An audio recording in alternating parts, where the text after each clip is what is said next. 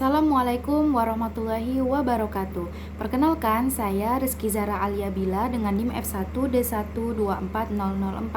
Jadi di sini saya akan membahas salah satu solusi reklamasi lahan yang paling inovatif dan berkelanjutan sejalan dengan prinsip green teknologi dan memiliki potensi besar dalam rantai nilai agroindustri.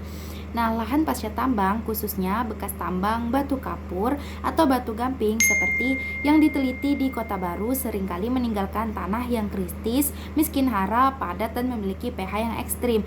Ini adalah tantangan besar bagi keberlanjutan lingkungan dan ekonomi. Jadi, di sini saya akan menjelaskan tentang teknologi hijau, peran serta analisis perkembangan tanaman kaliandra merah atau Kaliandra calotrisus di area pasca tambang batu kapur, yang berlandaskan dari analisis mendalam dari jurnal yang saya cari, yaitu analisis perkembangan tumbuh tanaman kaliandra merah di areal pasca tambang Tarjun Kota Baru oleh Fatima et al 2023, yang mana studi observasional ini mengukur pertumbuhan kaliandra merah di lingkungan yang sangat spesifik, yaitu lahan bekas kuari batu gamping atau bahan baku semen.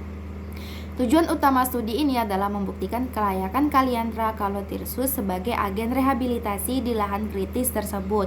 Kita akan mengupas tuntas peran strategis Kaliandra merah bukan hanya sebagai penutup lahan, tetapi sebagai pabrik pupuk alami dan bahan baku bioenergi yang secara langsung mendukung industri hijau. Terus, dapat memahami proses inti dari solusi ini. Nah, jadi tujuan dari lokasi penelitian ini yaitu bertujuan untuk menganalisis sifat fisik dan kimia tanah di areal pasca tambang yang mencakup area liat dan area laterit yang dihasilkan dari penambangan batu gamping, serta menganalisis rata-rata perkembangan tumbuh atau diameter dan tinggi dari tanaman kaliandra merah yang sudah ditanam di lokasi tersebut.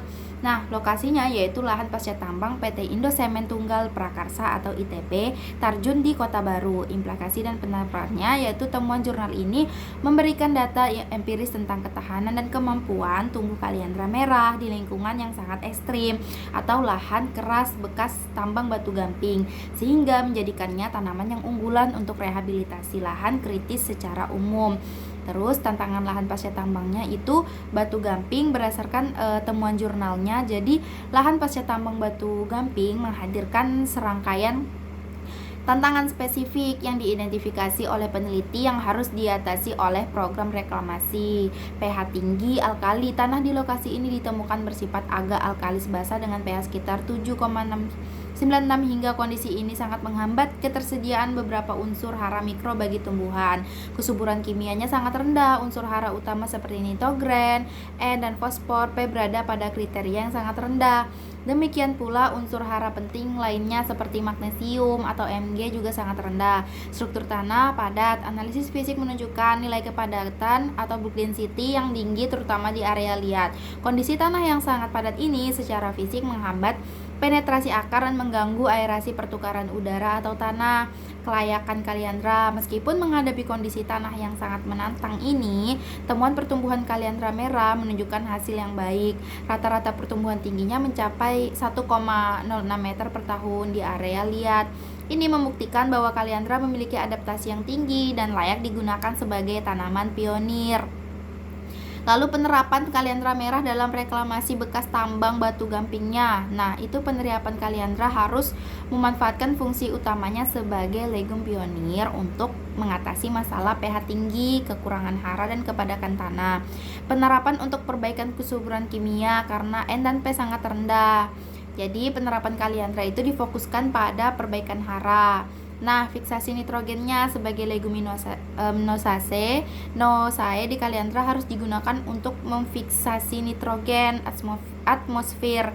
Proses ini terjadi melalui simbiosis dengan bakteri Rhizobium di bintil akar secara alami meningkatkan kandungan N total yang sangat dibutuhkan lahan. Lalu nutrien seedling atau daur ulang hara, penerapan yang paling efektif ini melalui teknik pemangkasan pruning berkala. Nah, setelah tanaman mapan 1-2 tahun, cabang-cabangnya itu dipangkas. Daun dan ranting yang kaya hara, terutama N yang telah difiksasi itu kemudian disebar sebagai pupuk hijau atau mulsa di atas permukaan tanah.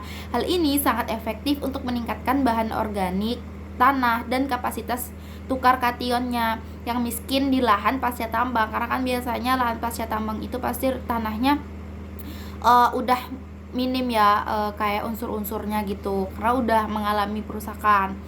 Dan juga penerapan fitostabilisasi fisik mengingat kepadatan tanah yang tinggi ditemukan dalam penelitian jurnal tersebut, yaitu ripping alami. Jadi sistem perakaran kaliandra yang kuat dan dalam akan berfungsi sebagai pemecah alami lapisan tanah yang padat atau ripping, meningkatkan infiltrasi air dan memperbaiki aerasi tanah. Lalu juga ada pencegahan erosi, yang mana penanaman yang rapat terutama di lereng itu akan memastikan penutupan lahan yang cepat. Nah, jaringan akar yang terbentuk akan mengikat partikel tanah, mencegah material bekas tambang tererosi oleh angin atau air hujan, yang merupakan fungsi esensial dari fitostabilisasi tadi. Tahap lanjutnya atau tanaman asu itu jadi penerapan kaliandra merah itu sebagai tanaman asu atau nursery crop dalam jangka menengah. Setelah 3 hingga 5 tahun, biomasa akar dan serasa kaliandra telah cukup memperbaiki kesuburan dan struktur tanah. Lahan kemudian siap untuk ditanami spesies pohon utama, misalnya pohon kayu atau buah yang lebih spesifik terhadap kondisi tanah ekstrim, dan melengkapi proses reklamasi bekas tambang batu gamping.